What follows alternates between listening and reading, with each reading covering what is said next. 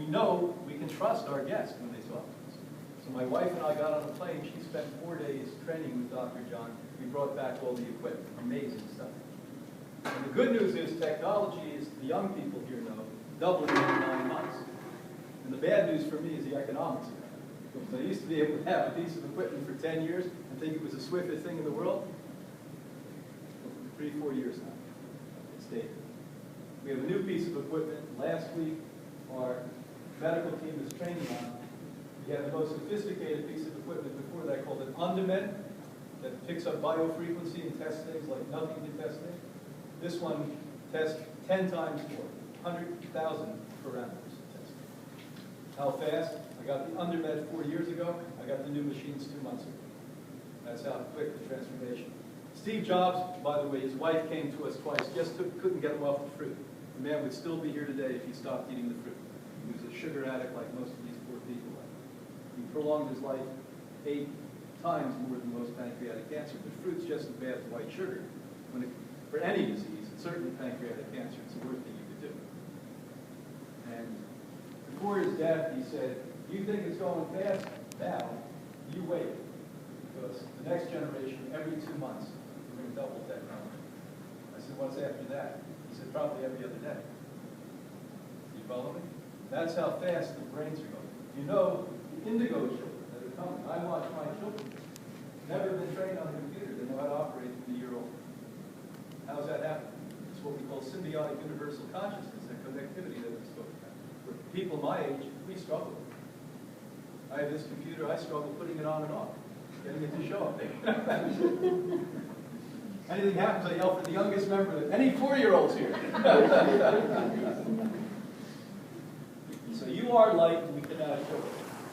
Phosphorus absorbs light and transmutes those light waves in slow time sequences to different frequencies, thus creating the state of phosphorescence or phosphorescent. You know what that means? When you take the light, it has to go to different levels, and you'd probably be, you'd be like a television that was going out of focus. So when we would look at you, part of you would be going on and off. So what happens to the light particles when it goes through the phosphorus, it slows it down. It transmutes it. You understand? That's why you stay in the physical sense. Now, even the most conservative doctors who are trained in the most conservative universities know this, but they can't get to the next step. When we test you, what do we test? Do we test your body? What is an MRI? What is a high-speed CAT scan? What is an ultrasound test? The electromagnetic frequency of your organ system. Is that not true? We're testing the electromagnetic frequencies of organ systems. But because the pharmaceutical companies, the chemical boys, make the money, they take you to the top of the Himalayas, test your biofrequencies, drag you to the bottom, throw you in the mud, and give you chemicals. Do you get what I'm saying here? Anyone not understand what I just said? So even in mainstream science, diagnostically, they acknowledge what we just talked about. But not practically, but reading-wise, they still use the old paradigm, the chemicals. And there's a place for chemistry, because you need the biology to be in place, but it should be the secondary ideology, not the first. It should work with the energetic fields first, and then secondly, put the pain on the outside. Biology is the pain on the outside. Follow that? And that's why we've seen, the sickest people in the world come to us and be able to reverse disease. Now here's a second revelation I had. For 36 years, I was running around asking everyone I know, what is a magnetite? Because I knew that all your 100 trillion cells have little magnetic fields in them, called magnetites, little pieces of magnets. I said, what the heck's that? And bingo. Figure this first one out, second one, a week later somebody comes up with this. Magnetites are magnetic particles contained in all the cells that directly connect you to all other magnetic fields. So if I shut the lights out here in the room, if I came behind your back over here, and I didn't say anything and you didn't hear me, you'd feel me. Guess what that is? Magnetic field. Some of you ooers, as I call it, the New Agers, go to what do you call it? Vortex areas? You love these vortex areas. But they're the new latest thing they're selling is grounding devices. You follow? So what we're doing is magnetically connecting to all things, And this is how you physiologically do it, but also electromagnetically. And so we take this into account and understand that we've got to keep that magnetic field up by supplying life force from where? Where's the inherent natural place to get it from? Raw, organic, vegan, plant-based food. That's where you get ionic mineralization. Ionic meaning electrically charged mineralization. If you take, for instance, spring water, you think you're getting ionically charged organic minerals? You're going to get hardening of the arteries. You're going to get stones in your kidney, your bladder, etc. That's what you get from those soil-based, sand-like minerals. You need electrically charged minerals that come from the root system of a plant that have follicles on it. And if you've ever seen this, I think they have this on the internet. Somebody told me they did. You see the root system go down, and they have literally millions of little follicles. They look like little peach fuzz that move back and forth rapidly on the non-organic mineral and create electric charge, and then ionically, not the matter, but the ionic frequency of the mineral comes up, and what you're supposed to be getting minerals from is from plants, not from earth. You follow that? So this whole concept is, again, one of the other 2 million things that are incorrectly talked about. The process of decomposition generates proteins, vitamins, minerals, electromagnetic frequencies, and bacteria that nourish plants as they grow, collecting more ionic energy from the total. So here's where we're going to talk about the secondary force of life you have. The first is directly from where? The sun and the universe. The second is from the earth itself. So what holds your biological form into a biological form is the earth. Do you follow that? So we've got to have a connectivity to that. If we didn't eat, if we didn't take nutrients out of the earth itself, we didn't go to that lower frequency, remember? To hold yourself into this, the earth frequency, we wouldn't be able to be as healthy and as strong on an anatomical level as we are. So when you're gaining strength biologically, that holds, it's sort of like the vehicle or the shell to hold the electromagnetic, it comes from the earth itself. And we're going to show you how this one works because it's a secondary way to look at this. Second energy. You have the sun, again, the plant. It comes down to composition, decomposition. Isn't that amazing that all of the things that have been alive on this planet, if they were all here now, we'd have no room. We'd all be standing like this.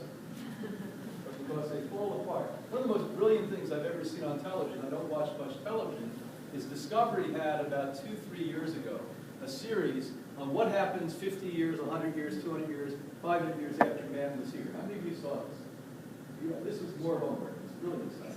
Because they actually showed 50 years after man was here, you could hardly tell anyone who was living in major cities. 200 years later, there was no cities left. I mean, Detroit is an example. How many of you know? Detroit went from, I forget how many million people.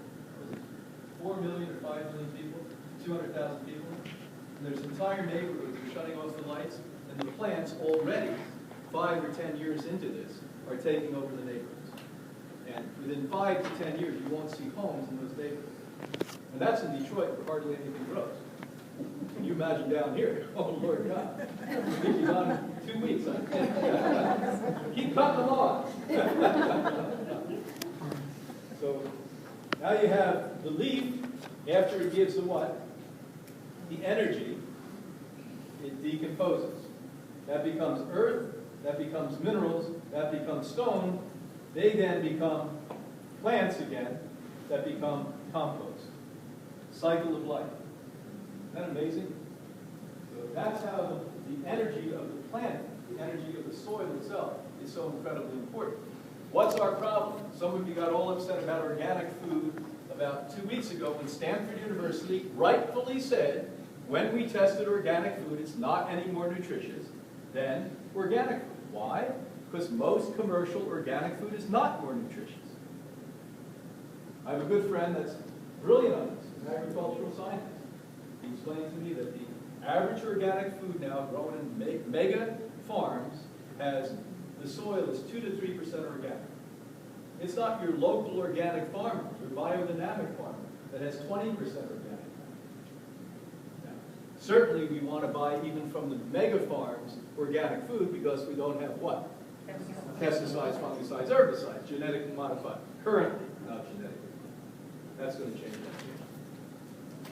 But the reality is, they are not really more nutritious. You grow a garden in your backyard and compost. It's going to be nutritious. We had 2.5 acres that we used to cultivate in Boston. Remember, the Institute was in Boston for 31 years.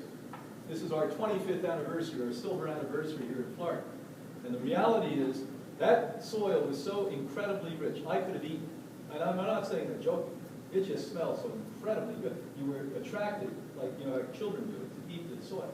Because I would come out personally twice a week with my pickup truck, and I had 50-gallon drums, 8 of them on the back. We would get a backhoe, dig a hole, put that compost in, and we did that 52 weeks a year. That soil was so rich that for 50 years it had been an organic place. If that soil wasn't 30% organic soil, my name's not Brian. And what came out of there, that stuff would just pop out of there like this and smile. Everyone else would say, oh, well, my stuff is growing slow. Ours would pop it out and enjoy it. It's like, unbelievable. And that's where I live. So you get your second energy from the soil, so you've got to be very concerned about that. Don't become too new age and say, I'm light, I'm etheric, I'm new age. Baloney. Your biology, too. To keep your energy field going, you've got to have biology on the outside of it. Now, here's some other really interesting new findings. Water directly collects energy from the sun at a greater level of frequency since it has less structure. This form of nourishment is essential to maintaining a life. Now, when you're at this university right here, how many of you are students here? Now, raise your hand. I'm going to tell you what they're going to teach you along there. They're going to tell you less structure, less energy. I'm telling you less structure, more energy. You understand? And we're going to make it real simple for you to understand. If I had a big sheet, and we pulled it from that side of the room to this side of the room, and we put a little hole in it here, and we got each of you to take a straw, and you can't see anything behind that sheet, and suck from that straw, but I'm standing behind the sheet with a cup here. Do you follow that? What that is what? Limited frequency. There's a certain structure, a certain containment, so you can only get so much energy out of that cup. But what happens if I take the cup away? Can you suck the energy out of the universe? Do you follow me? So what we are is so small-minded in the physics today, it just blows my mind. We're thinking, oh, how much structure, how much energy does that table have? Rather than say, the table doesn't matter, that table's connected to the universe. So it has ultimate energy, endless energy, continual energy, and there's limitlessness on the energy. Do you follow what I'm saying to you? This is why people say, oh, I'm getting old, I'm losing energy. No, you're not. You're losing imagination. My good friend, 106 years old. I said, how much longer are you going to live? He said, the day I get up and don't have fun. Go to see this guy. He's walking 5 miles a day. You know, I exercise all the time. 5 miles a day is a long way. A day, 7 days a week. He lifts weights. Who do you think taught me 30 years ago to lift weights? He did.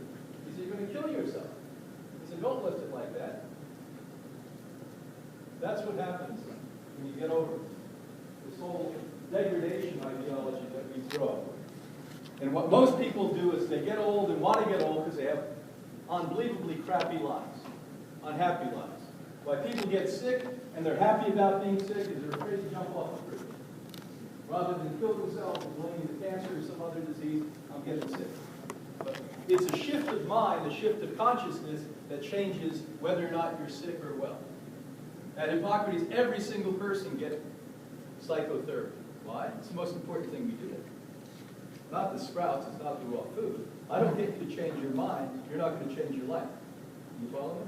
The most important thing we do, and we have gifted psychotherapists. One used to be an ER guy. I said, 30 years ago, why did you ever get into psychotherapy? He said, the only people that ever survived were smiling in the ER. He said, the happy ones who were laughing were surviving. People who weren't that injured, who were unhappy, they all died. He said, so I realized at 25 years old, I've got to quit this because it's a horrible job. He went into psychotherapy. The other was a Catholic priest. Finally figured out he liked girls. Basically, this guy is very cast story. I watch people walk from those rooms in 1 hour, revolutionize, transform their life. They don't know why they're at Hippocrates or why they feel that they